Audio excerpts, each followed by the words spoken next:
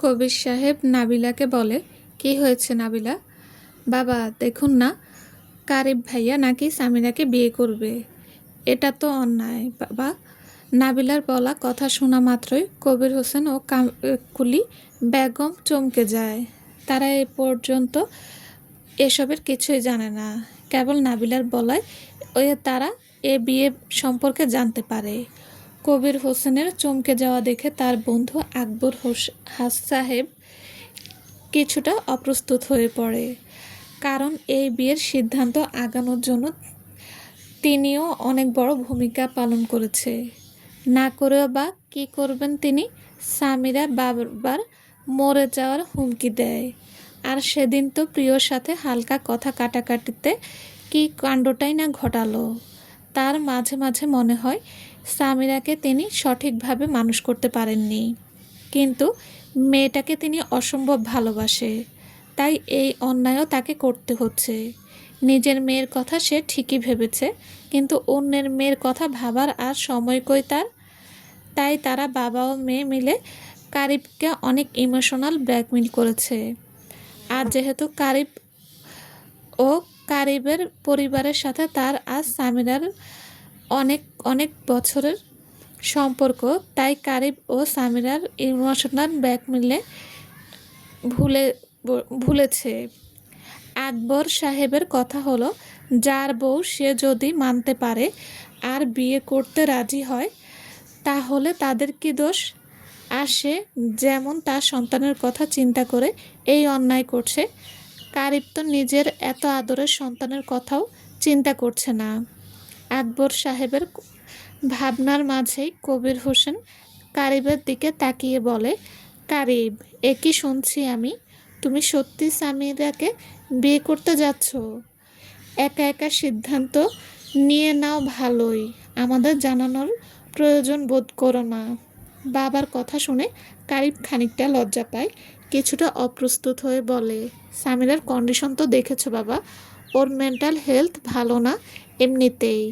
আর আকবর আঙ্কেলও আমাকে অনেক রিকোয়েস্ট করেছে, তাই আমি ওকে হেল্প করতে চাচ্ছি মাত্র। ওর অবস্থা একবার ভালো হয়ে গেলে পরে না হয় ডিভোর্স। কারিব কথা শেষ করতে পারে না, তার আগেই ওর বাবা বলে ওঠে, বিয়েটাকে কি তুমি ছেলে খেলা পেয়েছ? তাছাড়া প্রিয়দর্শিনী আর কাশিপ দাদু ভাইয়ের কথা ভাববে না তুমি? প্রিয়কে আমি বলেছি বাবা, একটা মেয়ে হয়ে সে আরেকটা মেয়েকে একটু সাহায্য করতে চাচ্ছে না, কিন্তু তোমার চিন্তা করতে হবে না, ওকে আমি মানিয়ে নেব। এদিকে কারিবের মা কাকলি বেগম এই বিয়ের কথা শুনে উপরে উপরে রাগ দেখালেও ভেতরে ভেতরে অনেক খুশি, কারণ সে কারিবের সাথে প্রিয়র বিয়ের অনেক আগে থেকেই চাইতো যে কারিবের সাথে সামিরার বিয়ে হোক। সে খানিকটা লোভী গোছের। সামিরা একমাত্র সন্তান হয়, তার বাবার সব সম্পত্তি সামিরার। আর কারিব যদি ওকে বিয়ে করে তাহলে সব সম্পত্তি তার ছেলেরই হবে। তাই সে সব সময় চাইতো যাতে সামিরার সাথে কারিবের বিয়ে হয়। কিন্তু কারিব যখন প্রিয়দর্শিনীকেই বিয়ে করবে বলে জেদ করে, তখন তারা বাধ্য হয়ে প্রিয়দের বাড়িতে প্রস্তাব দিতে। কিন্তু কাকলি বেগম চেষ্টার কোনো কমতি রাখেনি। সে সামিরাকে কারিবের পেছন পেছন থাকতে বলেছিল, কিন্তু সামিরাও তখন এ বিয়ে করতে চায়নি, কারণ সোহান নামের একটা বয়ফ্রেন্ড ছিল। সোহানের সাথে সামিরার 4 বছরের রিলেশন ছিল, তাই সে তখন কাকলি বেগমের কথায় অতটা পাত্তা দেয়নি। কিন্তু কারিব আর প্রিয়র বিয়ের কয়েক মাসের মাথায় কোনো একটা কারণে সোহানের সাথে তার ব্রেকআপ হয়ে যায়। কারিবের বিয়ে হয়ে যাওয়ার পরও কাকলি বেগম হাল ছাড়েননি। তিনি তার ছোট ছেলে কৃষবের সাথে সামিরার বিয়ে দেওয়ার পায়তারা করে, কিন্তু তখন কৃষব জানিয়ে দেয় সে নাবিলাকে ছাড়া আর কাউকে বিয়ে করতে পারবে না। নাবিলা সামিরার ফুফাতো বোন হলেও ওরা সামিরাদের মতো অত বড় লোক না, ওরা মধ্যবিত্ত, তাই কাকলি বেগম ওকে মানতে চায়নি। তখন প্রিয়দর্শিনী কাকলি বেগমকে অনেক বুঝায়, তারপর সে রাজি হয়। প্রিয়দর্শিনীর সাথে চাইলেও সে খারাপ ব্যবহার করতে পারে না, কারণ প্রিয় সবার খেয়াল রাখে আর পরিবারকে নিজের মতো করে আগলে রাখেছে। কিন্তু অনেক বছর পর আবার সেই সুযোগ পেয়ে সে আর হাতছাড়া করতে চাইছে না। আবার প্রিয়দর্শিনীকেও সে হারাতে চায় না, কারণ সামিরাকে সে খুব ভালো করে চেনে। ওই মেয়ে কোনো মতে সংসার করার মেয়ে না। সে জানে যে প্রিয়কে হারালে পস্তাতে হবে। তাই কাকলি বেগম বাড়ি গিয়ে প্রিয়কে ভুলিয়ে ভালিয়ে মানানোর সিদ্ধান্ত নেয়, কারণ মেয়েটা যে বড্ড নরম মনের। এর মধ্যে কবির হোসেন কাবিরকে কিছু বলতে যাবে, কিন্তু তার আগেই কাকলি বেগম তাকে থামিয়ে বলে, উফ, তুমি থামো তো, ছেলেটা তো ভালোর জন্যই বলছে। আর তুমি দেখলে না সামিরা মায়ের কি খারাপ অবস্থা। এর ওপর বিয়েটা না হলে, আল্লাহ না করুক যদি আবার ভালো মন্দ কিছু করে বসে। কারিব বাবা, তুই একদম ঠিক কাজটাই করেছিস বাবা। কাকলি বেগমের কথা শুনে নাবিলার গা পিত্তে জ্বলে ওঠে। ও মনে মনে বলে, আপনি আর ভালো হতে পারলেন না আম্মু। শেষমেশ টাকার লোভে নিজের ছেলের জীবন নষ্ট করতে যাচ্ছেন। নাবিলা যদিও তার শাশুড়ির সাথে লাগতে চায় না, তবুও না চাইতো সে বলে ফেলে, একটা মেয়ে হয়ে এটা আপনি কেমন কথা বললেন আম্মু? আপনার বিবেকে একটুও বাঁধল না? নাবিলার কথা শুনে কাকলি বেগম তেলে বেগুনে জ্বলে ওঠে। এই মেয়েটাকে সে এমনিতেই দুই চোখে সহ্য করতে পারে না। সে তেতে ওঠে নাবিলাকে বলে, এই মেয়ে, তোমার মধ্যে এর মধ্যে নাক গলাতে কে বলেছে? ছোট ছোটর মতো থাকো। তাছাড়া সামিরা তো তোমার বোন হয়, তোমার তো ওর পক্ষে কথা বলা উচিত। কৃষক, তোর বউকে চুপ করতে বল, নইলে কিন্তু আমি ওর হ্যাস্তন্যস্ত করে ছাড়বো। মায়ের কথা শুনে কৃষক নাবিলাকে ইশারায় চুপ করতে বলে। নাবিলা রাগ করে হাসপাতাল থেকে বের হয়ে যায়। নাবিলাকে রেগে চলে যেতে দেখে কৃষকও তার পিছনে রওনা দেয়। আর এদিকে দাঁড়িয়ে থাকে কাবিরের মা বাবা আর কারিব আর আকবর হোসেন। এখানে যা কিছু হচ্ছে তাতে কবির হোসেনের বিবেক বাড়ছে। সে প্রিয়দর্শিনীকে মেয়ের মতোই ভালোবাসে। তাই সে কারিবকে এত বাড়াবাড়ি বলে, করছো কেন তুমি? কারিব, তোমার আর সিদ্ধান্ত কাশিমকে এর বদলাও, মধ্যে টানছো কেন? সামিরাকে আমরা বোঝাবো। কারিব প্রিয়র তার কথা মধ্যে শুনে কাকলি খানিক ভয় বেগম পেল, বলে, পরে ভাবলো দেখছো না প্রিয় তাকে সামিরা ছেড়ে মায়ের যাবেই কি বা অবস্থা। কোথায়? বাবার বাড়ি এইরকম বসে খাওয়ার হলেও মেয়ে প্রিয় না। ওকে আর আর আমরা ও বাঁচাতে অনেক পারবো না। ইন্ট্রোভার্ট হওয়ার জন্য কোথাও যাওয়ার মিথ্যা প্রশ্নই কান্নার ওঠে না। নাটক করে। তাই সে খানিকটা কিন্তু দমলো। কথাটি এদিকে সে কারিবের শেষ করার চেঁচামেচিতে আগে তার কাশিফের চোখ ঘুম যায় তার ভেঙে যায়। প্রাণপ্রিয় সে বন্ধুর তার দিকে। বাবাকে মিস্টার রাগারাগি আকবর করতে বারবার দেখে তার কাছে প্রথমে ভয় পেয়েছিল, হাত জোড় করছে। সে তার পুরনো তারপর তার মাকে সাহায্যের কাঁদতে কথা দেখে মনে তার করে বাবার দিকে নিজের তাকিয়ে ব্যক্তিত্ব বলে, ও নীতি ভুলে গিয়ে বাবা, চুপ করে তুমি থাকে। অপরদিকে আম্মাকে বকেছো কেন? হাসপাতালের বাইরে থেকে নাবিলাকে দেখো না অবশেষে ধরতে আম্মা পারে। কাঁদে। কৃষক তুমি নাবিলাকে পচা হয়ে ধরতে যাচ্ছ গেলে বাবা। সে হাত তারপর সে প্রিয়র খাটের এক ওপর ঝটকায় দাঁড়িয়ে ফেলে প্রিয়র দেয়। কান্না মুছে দিতে কৃষক হতবুদ্ধি হয়ে বলে, আমি কি করলাম? কেঁদো না মাম্মা, আমার সাথে এরকম করছো দেখো কেন? বাবা তোমরা আচ্ছা সব করে বকে পুরুষরাই এক। দিচ্ছি। আজ তোমার ভাই এখন বিয়ে হাসো। করতে যাচ্ছে, কাল ছেলের তুমি কাণ্ডে প্রিয় করবে না, আবেগে এর গ্যারান্টি আরো কি? কান্না পায়। আর যে ছেলে আম্মুও তার বাবাকে কত কেউ সুন্দর কিছু বললে সেটা তার support সাথে করছে। কথাই বলতো না, আর আব্বু কি? আজ সে তার চুপচাপ। মায়ের জন্য সেই কেউ বাবাকে আটকাচ্ছে বকা না। দিচ্ছে। এভাবে এর মাধ্যমে ভালোরা ঠকে প্রিয়দর্শিনী যায় নিজেকে আর আরো শক্ত রাখার ছলময়নারা প্রেরণা পায়। জিতে যায়। সে আর কিছু না বলে আমি কাশিফকে এখনই নিয়ে প্রিয়র পাশের সাথে রুমে দেখা চলে করতে আসে। চাই। আসার আগে অন্যদিকে সামিরা বাটিতে বেডে করে শুয়ে মনে কাশিফের মনে জন্য ভাবছে কি রাতের করা যায়। খাবার নিয়ে এই আসে। কারিবকে আর বিয়ে সে করার রাতে জন্য আর কিছু খায় না। কত কিছুই না তাকে অন্যদিকে করতে সব হচ্ছে। মিলিয়ে শেষমেশ কারিবের নিজের সবকিছু হাতটাও এলোমেলো কাটতে হলো। লাগছে। সে মনে হচ্ছে নিজের কিছু হাতের ভালো দিকে হচ্ছে তাকিয়ে না। বলে, ইস, ওইদিকে আমার সুন্দর সারা হাতটা। রাত প্রিয় সোহান দু যখন চোখের পাতা এক করতে সামিরার সাথে পারে না। ব্রেকআপ করে ফজরের তখন নামাজের সামিরা পর ঘুমোর উন্মাদের মতো অতলে হয়ে যায়। তলিয়ে সোহান পড়ে। ওর সাথে ব্রেকআপ অন্যদিকে করেছিল কারণ ঠিক এই সময় সামিরা কারিবের সোহান ফোনে জরুরি থাকাকালীন ফোন কল অন্য ছেলেদের আসে। সাথেও টাইম পাস সে করতো। ওপর আরো পাশের অনেক ব্যক্তির কথা শুনে অন্তরঙ্গ সময় হন্তদন্ত কাটাতো। হয়ে ভোর সকালে সামিরা ওই বেরিয়ে ব্রেকআপ পড়ে। এর অপমান সহ্য করতে পারে না। সোহান ওকে বলেছিল, তোর মতো মেয়েকে কেউ জীবনেও বিয়ে করবে না। তাই সামিরা সোহানকে চ্যালেঞ্জ করে বলে যে তোর থেকেও ভালো আর সুন্দর কাউকে বিয়ে করে দেখাবো। এরপর থেকেই পাগলের মতো আচরণ করতো মাঝে মাঝে।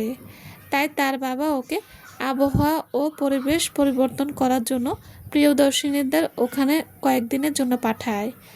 কারিবদের ওখানে গিয়ে প্রিয়ের সাজানো সংসার, ওর প্রতি কারিবের কেয়ারিং ও পজিটিভনেস, ওদের একে অপরের প্রতি ভালোবাসা ও আন্ডারস্ট্যান্ডিং দেখে ওর মাথায় বাজ ভেঙে পড়ে। আর প্রিয়র প্রতি শুরু হয় অঢেল হিংসা। তারপর সে আস্তে আস্তে কারিবের প্রতি আসক্ত ও মোহগ্রস্ত হয়ে পড়ে। ধীরে ধীরে সে কারিবের প্রতি অধিকার দেখাতে শুরু করে। তার মেন্টাল হেলথ বিবেচনা করে কারিবও ওকে ছাড় দেয়। এ নিয়ে প্রিয় কারিবকে কিছু বলতে গেলেই কারিব সামিরার মেন্টাল হেলথ ভালো নয় বলে প্রিয়কে চুপ করিয়ে দেয়। এদিকেও সন্ধ্যা গড়িয়ে গেলেও কারিবের আসার নাম না দেখে প্রিয় চিন্তা হতে থাকে। কাশিফ ওর পাশে বসে টিভি দেখছিল। হঠাৎ কাশিফ বলে ওঠে, মাম্মা, বাবা আসছে না কেন? বাবা আজকে আমার স্কুলে থেকে আনতে গেল না, আল এখনও বাসায় আছে না। প্রিয় ভাবল এখনই সময় কাশিফকে বোঝানোর, তাই প্রিয় কাশিফকে বলল, তোমার বাবা সামিরা আন্টিকে এ বাড়িতে নিয়ে আসতে চায়। সামিরার কথা শুনে কাশিফের মুখ কালো হয়ে গেল। সামিরা কাশিফকে দেখতে পারে না। কেউ না থাকলে আড়ালেও কাশিফকে ধমক দেয় ও মারধর করে, কিন্তু কাশিফ অতিরিক্ত ভদ্র বাচ্চা হওয়ার কাউকে এ ব্যাপারে কিচ্ছু বলে না। তাই সামিরার আসবার কথা শুনে কাশিফ ভয় পেয়ে বলে, ওই পচা আন্টি এখানে আসবে কেন? তুমি ওকে আসতে নিষেধ করো। আমার কথায় কিছু যায় আসে না বাবা, তবে একটা কাজ করা যায়। ওই পচা আন্টি আসার আগে আমি আর তুমি তোমার নানু বাড়ি চলে যাব, ওকে? অনেক দিন পর নানি বাড়ি যাওয়ার কথা শুনে কাশিফ অনেক খুশি হলেও পরে মন খারাপ করে বলে, তাহলে বাবাল কি হবে? বাবা একা একা ভয় পায়। তাহলে বাবাকেও নিয়ে যাই। প্রিয় এখন ওকে কিছুই বুঝতে দিতে চায় না, তাই বলল, তোমার বাবার অনেক কাজ আছে, তার চেয়ে আমরাই বরং ঘুরে আসি। আচ্ছা, কিন্তু ওই পচা আন্টি যাওয়ার পরই একানে বাবার কাছে চলে আসবো, ঠিক আছে? প্রিয়দর্শিনী এ কথার উত্তর দিতে পারে না। এদিকে সামিরার কেবিনে এখন সামিরা সহ বাকি সবাই রয়েছে। সামিরা বারবার কান্নার অভিনয় করে পরশু শুক্রবার বিয়ের তারিখ দেওয়ার জন্য সবাইকে কনভিন্স করতে থাকে। সাথে আশকারা দেওয়ার জন্য কাকলি বেগম তো আছেনই। আর আজ কারিব কেমন যেন নির্লিপ্ত ভূমিকা পালন করছে। অনেক কথার পর কাকলি বেগম ও আকবর সাহেবের কথায় পরশুদিন শুক্রবার বিয়ের দিন ঠিক হয়। কবির হোসেন ও কারিব এতে নীরব সায় জানায়। এদিকে বিয়ের দিন ঠিক করার কথা কৃষক জানতে পারলে সে আর নাবিলা কারিবদের ফ্ল্যাটে আসে। নাবিলা প্রিয়কে সব খুলে বলে। সে প্রিয়কে কিছু একটা করে বিয়েটা আটকাতে বলে, কিন্তু প্রিয় সে যা সিদ্ধান্ত নেওয়াটা আগেই নিয়েছে। এমন সময় কলিং বেল বাজতে প্রিয় দরজা খুলতেই সে তার শ্বশুর শাশুড়ি আর স্বামীকে দেখতে পায়। প্রিয় দুজনকে সালাম করে কুশলাদি জিজ্ঞেস করে, কিন্তু আজ কবির হোসেন প্রিয়র দিকে চোখ রাখতে পারে না। নিজের কাছে নিজেকে তার খুব ছোট মনে হচ্ছে। এদিকে কাশিসও তার দাদা দাদুকে পেয়ে বেজায় খুশি। হঠাৎ করে কাকলি বেগম নাবিলাকে দেখতে পেয়ে চিল্লিয়ে বলে, এই মেয়ে, তুমি এখানে আগে চলে এসেছ? নাবিলা তার কথায় কোনো পাত্তা না দিয়ে আড়ালে মুখ বাঁকিয়ে কৃষককে বলে নিয়ে নিজেদের বাসায় চলে আসে। এদিকে কবির হোসেন ও কাকলি বেগম অনেক জার্নি করার জন্য ক্লান্ত থেকে হালকা রেস্ট নিতে রুমে যায়। কাকলি বেগম মনে মনে ভাবে রাতে প্রিয়কে ভালোভাবে বুঝাবে। এদিকে এত কিছুতে প্রিয় কারিবের সাথে একটা কথাও বলেনি। কারিবেরও প্রিয় চোখে চোখ রাখতে কেমন যেন লজ্জা হচ্ছিল। কারিবের কোনো কিছুই ভালো লাগছে না, তাই সে কাউকে কিছু না বলে তার গাড়ি নিয়ে তার সবচেয়ে ভালো বন্ধু মানে বেস্ট ফ্রেন্ড ঈশানের বাসার দিকে রওনা হয়। এদিকে প্রিয় জামা কাপড় থেকে শুরু করে সব কিছুই গোছানো শেষ। সে নিজে সব কিছু নিল। বিয়ের পরে কারিবকে যা যা দিয়েছে গয়না থেকে শুরু করে সব কিছু সে রেখে গেছে আলমারিতে। এছাড়া তার আর কাশিফ এর সব কিছু ট্রলিতে ভরে। কাশিফ তখন ঘুমিয়ে কাঁদা। প্রিয় এক হাতে কাশিফকে কোলে তুলে নেয়, তারপর সে রুম থেকে বের হয়ে যেতে নেয়, কিন্তু যাওয়ার আগে সে বারবার রুমের দিকে তাকায়। এই রুম কত শত ভালো স্মৃতি আছে তাদের, কত আদর, কত ভালোবাসা, কত খুনসুটি নিয়ে সাজানো এই রুম। প্রিয় চোখে টপ টপে পানি পড়ছে, কান্নারা আজ বাদ বাঁধছে না। প্রিয় ফিরে গিয়ে দেয়ালে টানানো তাদের তিনজনের ফ্যামিলি ফটো নিয়ে ট্রলিতে ঢুকিয়ে রাখে, আর বেডসাইড টেবিল রেখে আসে একটা চিঠি। রুম থেকে সে ধীর পায়ে বের হয়, ড্রয়িং রুমে এসে চাবির তাকে ঝুলিয়ে রাখা প্রিয়কে দেওয়া ঘরের সেই ছবিটি, তারপর সে চোখের জল মুছে কাশিফকে কোলে নিয়ে ধীর পায়ে ফ্ল্যাট থেকে বের হয়ে দরজা চাপিয়ে দেয়। অন্যদিকে কারিব মনমরা হয়ে ঈশানদের বাড়ির কলিং বেল বাজায়। এই অসময়ে কারিবকে দেখে ঈশান অবাক হয়ে যায়। সে তাকে বাড়ির ভেতরে নিয়ে আসে। ঈশান প্রফেশনে একজন এমবিবিএস ডাক্তার, তার সাথে কারিবের বন্ধুত্ব কলেজ লাইফ থেকে। কলেজ শেষে যদিও ঈশান মেডিকেলে কলেজে ভর্তি হয়েছিল আর কারিব ভার্সিটিতে, তবুও তাদের মধ্যে কোনো ধরনের দূরত্ব তৈরি হয়নি। ঈশান বিয়ে করেছে ওদেরই ক্লাসমেট তামান্নাকে। তামান্নাও ওদের সাথে একই কলেজে পড়তো। তামান্না আর ঈশানের 3 বছরের একটা মেয়ে সন্তান আছে, যার নাম উষা। কারিব ও ঈশান দুজনে অনেক ভালো বন্ধু। দুজনেই দুজনকে সব কথা সব সময় শেয়ার করে। এমনকি প্রিয়কে পছন্দ হওয়ার বিষয়টাও সে প্রথমে ঈশানকে বলেছিল। কলেজ লাইফে ওরা 3জন বেস্ট ফ্রেন্ড ছিল, কারিব, ঈশান আর তৃতীয়জন হলো প্রাণ। 3জনেই নিজেদের সব কথা সবাইকে বলতো, আর ওরা সবাই মিলে একটা সমাধান বের করার চেষ্টা করত। তারপর কারিব যখন প্রিয়দর্শিনীকে পছন্দ করে, সে প্রথমে প্রাণকে এটা বলতে পারে না। প্রাণ বিষয়টাকে কিভাবে নেবে, কারিব সেটাই বুঝতে পারছিল না। তাই সে ঈশানকে সব খুলে বলে, আর ঈশান বরাবরই কারিবকে সাপোর্ট করে।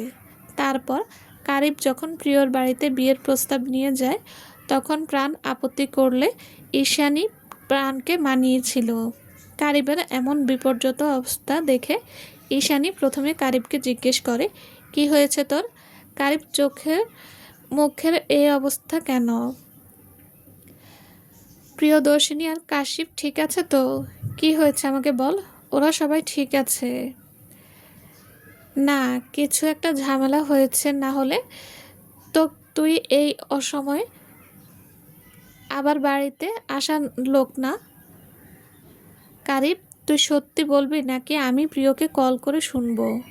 ঈশানের এই কথায় কারিব অসহায়ের মতো বলে ওঠে, আমি সামিরাকে বিয়ে করার সিদ্ধান্ত নিয়েছি ঈশান। পরশুদিন শুক্রবারে বিয়ের দিন তারিখ ঠিক করা হয়েছে, কিন্তু এখন আমার কেমন যেন নিজের কাছে ভালো লাগছে না। প্রিয় এই বিষয়ে মানা করলে ওকেও অনেক কথা শুনিয়েছি আমি। এখন আমি প্রিয়র দিকে তাকাতে পারছি না, নিজের কাছেই নিজেকে অপরাধী লাগছে। কারিবের মুখে এই কথা শুনে ঈশান অবাকের চরম সীমানায় পৌঁছে যায়। ও কিছু বলার ভাষা হারিয়ে ফেলে। উত্তেজিত হয়ে ঈশান বলে, ছিঃ কারিব, এসব কি বলছিস তুই এখন? আমার এ দিনও দেখতে হতে পারে, আমি কোনোদিন ভাবিনি। আমি প্রাণকে কি করে মুখ দেখাবো? ও তো প্রিয়র সাথে তোর বিয়েতে একদম রাজি ছিল না কারিব। আমি প্রাণকে মানিয়েছিলাম শুধুমাত্র তোর জন্য, তোর মুখের দিকে তাকিয়ে। এখন তুই আমাকে কী সব ফালতু কথা বলছিস? নির্লজ্জ! তুই না প্রিয়দর্শিনীকে ভালোবাসিস? তাহলে আজ কি হলো যে তোকে ওই নির্লজ্জ সামিরাকে বিয়ে করতে হবে? আর কাশিফ, ওর ছেলের কথা ও তুই একবার ভাবতে পারলি না? ছিঃ কারিব, ছিঃ! প্রাণকে আমি কি জবাব দেব? তোর জন্য আমি আমার প্রিয় বন্ধুকে মুখ দেখাতে পারবো না। তোকে বন্ধু বলতেও আমার ঘৃণা হচ্ছে। ঈশানের কথা শুনে কারিবের আরও অনুশোচনা হচ্ছে। কারিব উদ্গ্রীব হয়ে ঈশানকে বলে, এখন আমি কি করব ঈশান? তুই কিছু বল, আমার এখন কি করা উচিত? আমি কোনো প্রকার সিদ্ধান্ত নিতে পারছি না। প্রিয় কাল থেকে আমার সাথে কথা বলছে না, আর কাশিফও আমার থেকে দূরে দূরে থাকছে। আমি কি করব বল? আমি তো শুধু সামিরাকে বিয়ে করে আকবর আঙ্কেলকে সাহায্য করতে চেয়েছিলাম। আকবর আঙ্কেল এক কথায় আমার হাতে পায়ে ধরে আমাকে রিকোয়েস্ট করেছে, আমিও আর তার কথা ফেলতে পারছিলাম না। সামিরার মেডিকেল কন্ডিশন তো তুই জানিসই। ওদিকে প্রিয়দর্শিনীও আমাকে বুঝছে না, আর না তুই আমাকে বুঝছিস। কৃষাবাদ নাবিলাও আমাকে অনেক কথা শুনিয়েছে। আমার এখন অনেক অসহায় লাগছে। আমি এখন কি করব তুই বলে দে ঈশান, প্লিজ। নিজের বউ ছেলে থাকতে সামিরার মতো একটা নির্লজ্জ আর বেহায়া মেয়েকে বিয়ে করতে রাজি হয়েছিস, বাহ। আর আকবর আঙ্কেল তো হাত জোড় করবেই। ওনার নির্লজ্জ ও বেহায়া মেয়েকে তোর কোনো না কোনো বলদের গাড়ে তো চাপাতে হবে। সেই বলদটাই যে তুই, তা আমি এই ইহজীবনেও ভাবতে পারিনি। আর প্রিয়দর্শিনী আর কি তোকে বুঝবে? এই কথা শোনার পর প্রিয়র বড় ভাই হিসেবে আমি ওকে আর তোর কাছে রাখবো না। আমি এখনই প্রাণকে কল দিচ্ছি। এ কথা বলে ঈশান প্রাণকে কল দিতে উদ্যত হতেই কাবির ওর হাত থেকে ধরে আটকে দেয়। কারিব বলে, আমি তোর কাছে আসলাম সাহায্যের জন্য, আর তুই উল্টো আমার সমস্যা বাড়ানোর চেষ্টা করছিস। প্রাণকে তো চিনিস তুই, ও প্রিয়র ব্যাপারে অনেক স্ট্রিক্ট। ও জানতে পারলে প্রিয়কে এখনই নিয়ে যাবে। আর তুইও এই কাজ করতে যাচ্ছিস, অথচ তোর কাছে আমি সাহায্য নিতে এসেছিলাম। তোর আবার সাহায্য লাগে নাকি কারিব? তুই তো নিজেই একজন দয়াশীল, অন্যকে সাহায্য করে বেড়াস। কারিব কিছু বলতে যাবে এমন সময় রুমে ঈশানের বউ তামান্না ওদের রুমে ঢুকে, কোলে তার 3 বছরের মেয়ে উষা। তামান্না এতক্ষণ পাশের রুমে থেকে সবই শুনেছে, তাই সে আর না এসে থাকতে পারল না। সে এসে শান্তভাবে দুটা বন্ধুকে থামিয়ে বলে। দুজনেই কোনো মতে শান্ত হলে তামান্না এবার কারিবের দিকে তাকায়। সে শান্তভাবে কারিবকে বলে, কারিব, আর যাই হোক, তোর উপর আমার ভরসা দিল যে তুই কোনোদিনও এ ধরনের নিকৃষ্ট কাজ করবি না।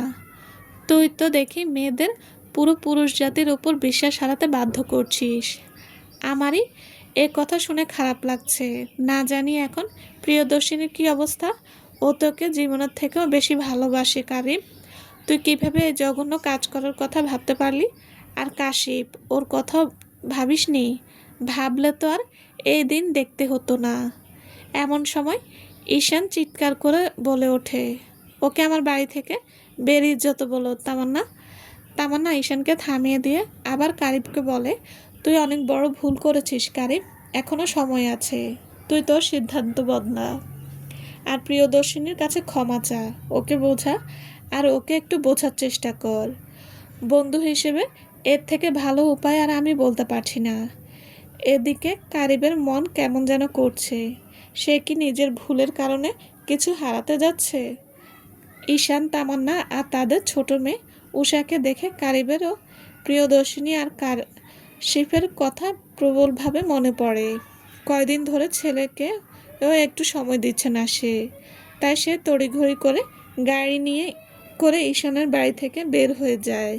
গাড়িতে যেতে সে ভাবে আজকে রাতে গিয়ে সে প্রিয়কে বোঝাবে, তারপর প্রিয় যা বলে তাই করবে। এমন নীরব কষ্ট সে আর মেনে নিতে পারছে না, তাই সে দ্রুত বাড়ি ফেরার উদ্দেশ্যে গাড়ি চালাতে থাকে। অন্যদিকে প্রিয় একা একা কাশিফকে নিয়ে তার বাবার বাড়ির দিকে রওনা হয়। যেতে যেতে সে ভাবতে থাকে যে তার নরম হলে মোটেও চলবে না, আর তার নিজের কিছু একটা করতে হবে, নিজের পায়ে দাঁড়াতে হবে, নিজের জন্য, বাচ্চাদের জন্য। আর বাচ্চাদের সে কখনোই দেবে না, নিজের কাছেই রাখবে। আর যে ছোট অস্তিত্ব তার পেটে কয়েক মাস আগে এসেছে, তার কথা কিছুতেই সে কারিবকে জানতে দেবে না। এবার থেকে সে নিজের মতো থাকবে, নিজের জন্য, নিজের বাচ্চাদের জন্য বাঁচবে। এ কথা ভাবতে ভাবতে সে কাশিফকে নিজের বুকের সাথে চেপে ধরে। তার চোখ দিয়ে অঝোর ধারায় পানি গড়িয়ে পড়তে থাকে। এদিকে কারিবের বাড়ি এসে রীতিমতো কলিং বেল বাজাতে থাকে, কিন্তু কেউ দরজা খুলছে না দেখে কারিব দুশ্চিন্তায় পড়ে যায়। সে বাইরে থেকে বারবার প্রিয়দর্শিনীকে ডাকতে থাকে, কিন্তু কেউই দরজা খোলে না। অপরদিকে কারিবের মা বাবা অনেক জার্নি করে চট্টগ্রাম থেকে ঢাকায় আসায় তারা ক্লান্ত হয়ে ঘুমিয়ে পড়েছিল, তাই কারিবের এত ডাকাডাকিতেও তাদের ঘুম ভাঙে না। কিছুক্ষণ পর কারিব দরজার হাতলে হাত দিতে দরজাটা খুলে গেলে সে কিছুটা অবাকই হয়, কারণ প্রিয়দর্শিনী কখনোই দরজা এরকম খোলা রাখে না। সে ঘরে থাকলে সবসময় দরজা ভেতর থেকে লক করে রাখে। কারিব তাই কিছু হয়েছে কিনা দেখার জন্য তড়িঘড়ি করে ভেতরে ঢুকলে দেখে ড্রয়িং রুম নীরব। এই সময় সচরাচর কাশিফকে এখানে সোফায় বসে টিভি দেখতে দেখা যায়, আর প্রিয়দর্শিনী কাশিফের পাশে বসে কাবিরের জন্য অপেক্ষা করতে থাকে। কাবিরের কিছুটা খটকা লাগলে সে তাড়াতাড়ি তার বেডরুমে যায়। সেখানে গিয়েও সে কাউকে দেখতে পায় না। ব্যালকনি আর ওয়াশরুমও চেক করে, কিন্তু ফলাফল শূন্য। তার হঠাৎ করে মনে পড়ে আজ তো তার বাবা মা এসেছে, তাহলে প্রিয় আর কাশিফ নিশ্চয়ই সেখানে আসে। তাই সে কিছুটা শান্ত হয়ে তার বাবা মার রুমের দিকে যায়।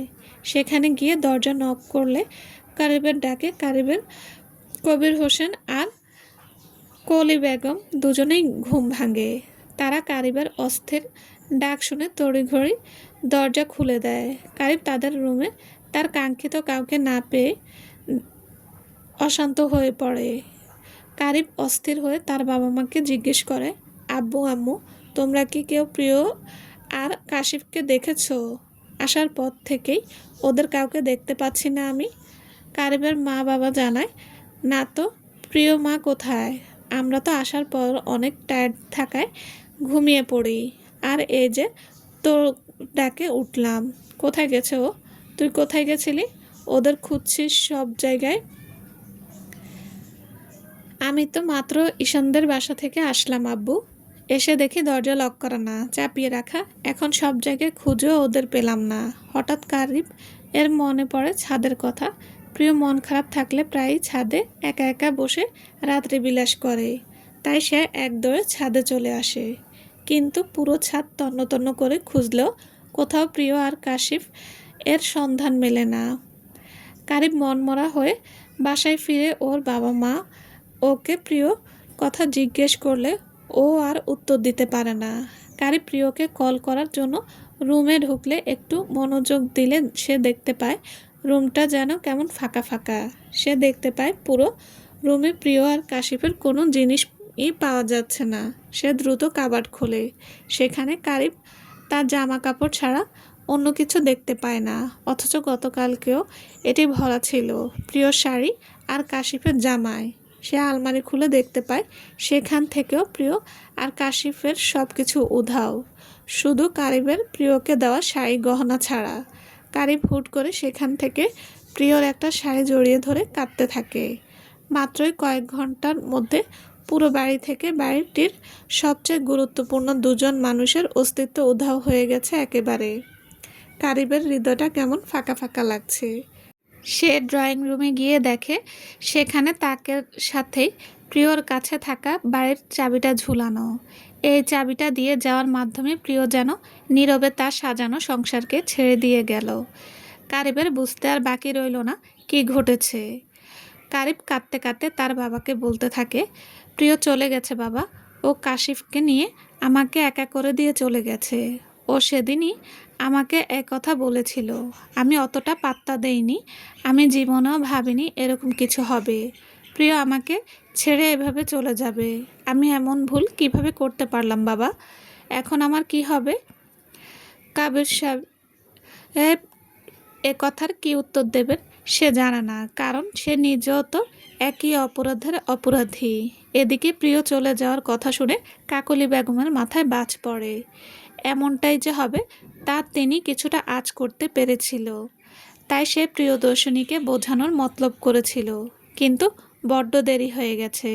এদিকে প্রিয় চলে যাওয়ার আর ছেলেকে কাঁদতে দেখে তারও অনেক কষ্ট লাগছে। এদিকে কারিব রুমে এসে প্রিয়র ফোনে কল দেয়, কিন্তু ফোন বন্ধ বলে। তাও সে বারবারই কল দিতে থাকে। বরাবরই তাকে একই উত্তর শুনতে পায়। কারিব বাচ্চাদের মতো জোরে জোরে শব্দ করে কাঁদতে থাকে আর বলতে থাকে, আমি কি অন্যায় করে ফেললাম প্রিয়? আমি তোমাকে আর কাশিফকে ছেড়ে বাঁচব কিভাবে? তুমি এভাবে কি আমাকে দূরে ছেড়ে চলে যেতে পারো না প্রিয়? হঠাৎই কারিবের কিছু একটা চোখে পড়ে। সে বেডসাইড টেবিলে একটা চিঠি দেখতে পায়। কারিব দ্রুত চিঠিটা হাতে নেয়। চিঠিটা খুলতেই প্রিয় সুন্দর হাতের লেখা গোটা গোটা অক্ষরে ভেসে ওঠে। চলবে। আসসালামু আলাইকুম। গল্পটা কেমন লেগেছে প্লিজ প্লিজ জানাবেন। আর হ্যাঁ, এতক্ষণ সাথে থাকার জন্য ধন্যবাদ। আর যারা এখন আমার চ্যানেলটি সাবস্ক্রাইব করেননি তাদের বলছি প্লিজ প্লিজ চ্যানেলটি সাবস্ক্রাইব করে দিয়ে সাথে থাকবেন। সবাই ভালো থাকবেন। আল্লাহ হাফেজ।